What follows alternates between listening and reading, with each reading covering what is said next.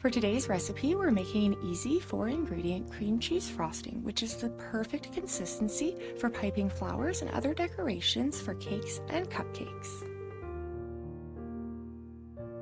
For this frosting, you will need 1/4 cup of salted butter and 1/4 cup of cream cheese. You want these to be softened for 1 to 2 hours, but not at room temperature. You will also need 2 cups of powdered sugar and 1/2 teaspoon of vanilla. In a medium bowl, combine the butter and the cream cheese. Using a hand mixer, mix this on medium-low for 1 to 2 minutes or until everything is well combined and the mixture is nice and smooth and creamy. Use a spatula to scrape down your bowl. Next, we're going to add in 1/2 of our powdered sugar, so this is about 1 cup.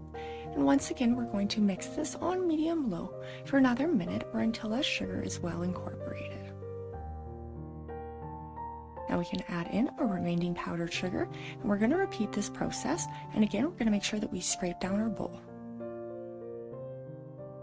After another minute, it'll be nice and smooth, and we can add in our vanilla extract.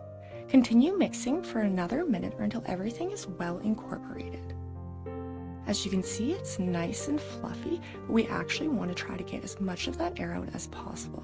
So I'm going to use a spatula and just press my frosting against the sides of the bowl until most of the air bubbles are gone, and then transfer it into a piping bag.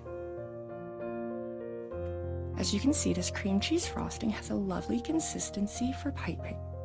It also works great for borders and other decorations for your cakes and cupcakes. If you have enjoyed this recipe, I would appreciate it so much if you would like or subscribe. I'm going to link some of my flower piping tutorials here for you. As always, thanks so much for watching.